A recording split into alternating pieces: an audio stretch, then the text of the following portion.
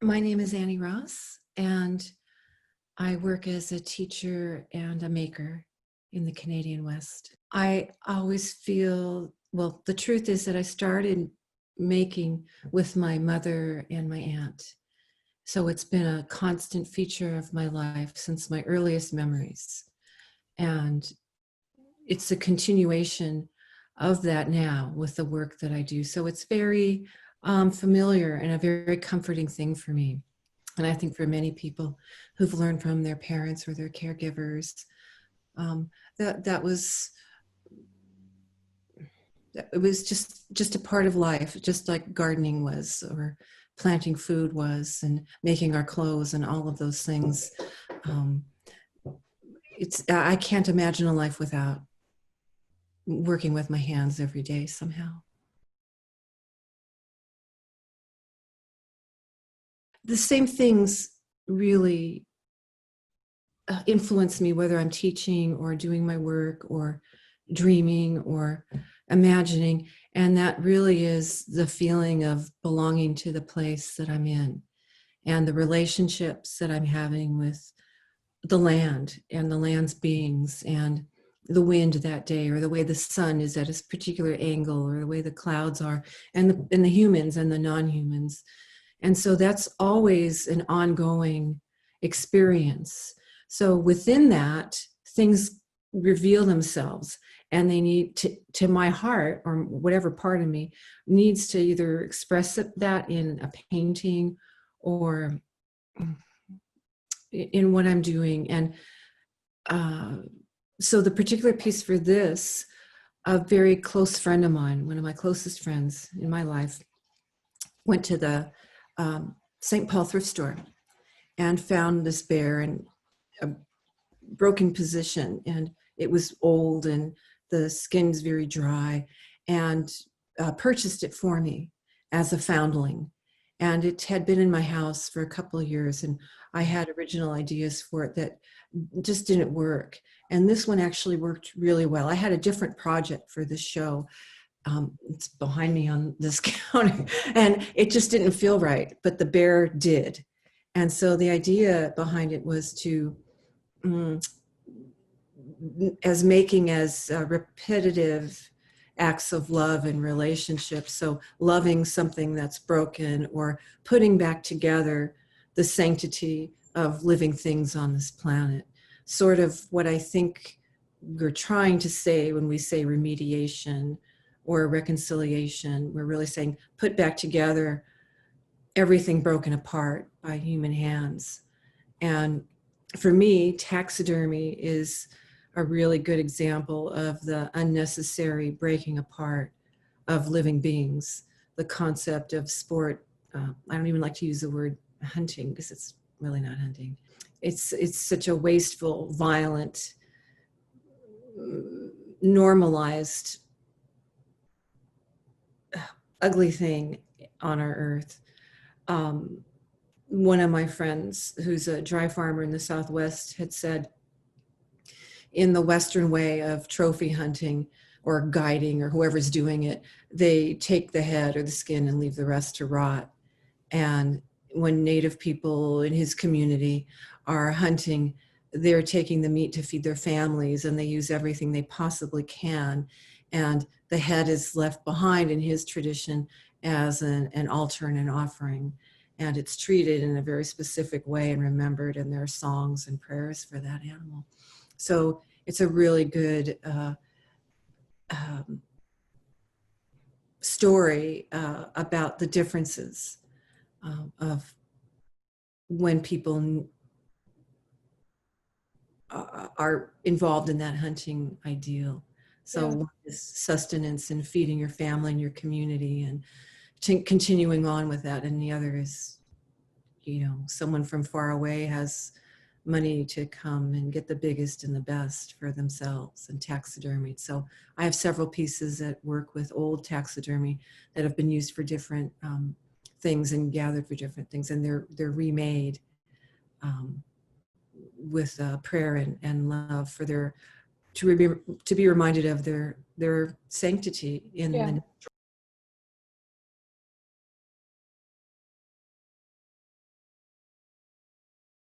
I with COVID, and I watch YouTubes now that I never had time to before. And there was something I was watching, and they were talking about how no one really matters because, you know, so many human beings throughout so much time and so many planets and so many galaxies. So who are we to think anything that we're about has any meaning? And I really completely disagree, because I think every heartache, every happiness, every dream, every intention has a life from every living being. I think, you know, the ants' intentions feed the ants forever, and we've had them for how many years on planet Earth. And the human intention, it's real. The you know, human heartache and suffering is real, and it matters. It's important. To the person and to everyone else for so many reasons. So if you ask me if I'm a part of the community, I think a part of everything, as everyone is, as every living being is, with equal share and equal meaning. And I guess that's just how I live my life. So when something comes to me, or someone, or an idea, or a being with others, it's that same idea. We're all here equally, and we all have something in this moment for one another. And it's really not about us anymore. It's kind of this bigger, in my mind, a soul place that we're communicating within.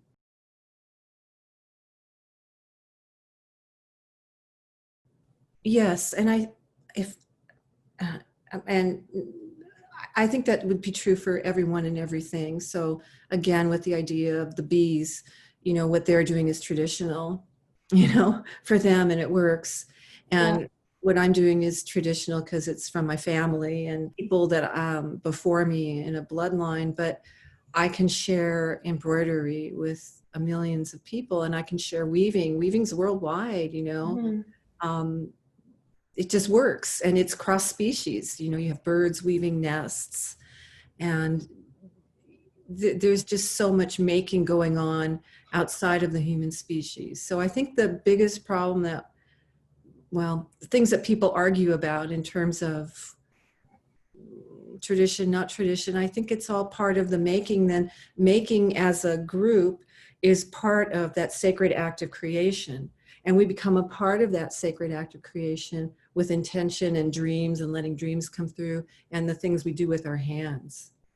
What do we want that to be about in our lives? So in that way, it is a tradition of the constant transformation and creation that we're all going through. It just happens to be culturally specific to me in my case. But I think it's something we can all invite each other in to do and to share and to experience, because it really links us to that beautiful feeling of putting things together, or putting things back together.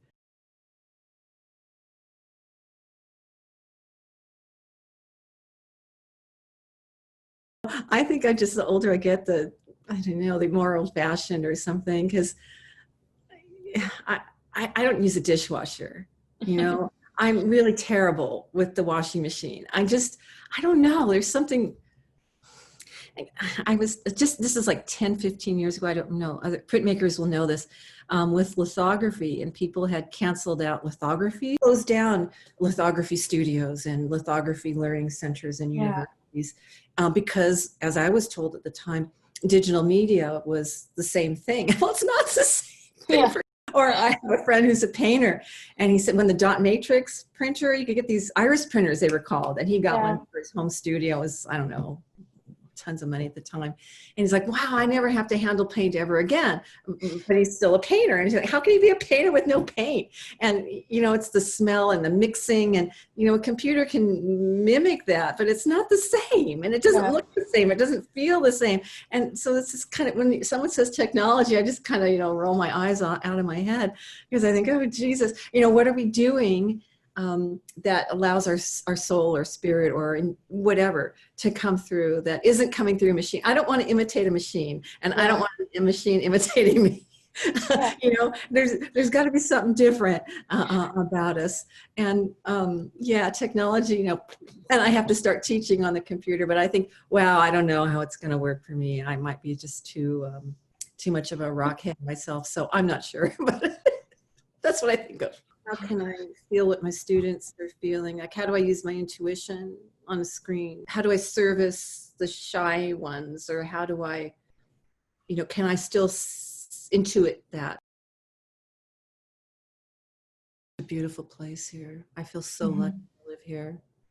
I feel so blessed to live here and just be part of it. And it affects me completely, in terms of what I eat and what I use and won't use. As a weaver, I won't take bark from a living tree, which is the traditional practice. Only I'll scavenge it from fallen trees or log sorts or parks where a windblown thing or something that's been in the river forever and washes up or what have you, because I'm really concerned about the state of the trees and which of the trees are on the blue list or the red list, meaning endangered or close to being endangered, especially yellow cedar now. And I was talking with weavers a few years ago who were saying they couldn't make the baskets or the cradles in the same way out of cedar roots because you couldn't find those long, straight roots anymore because the old growth was gone. I think that's things that would be good to talk about more as community of makers. And what do we do?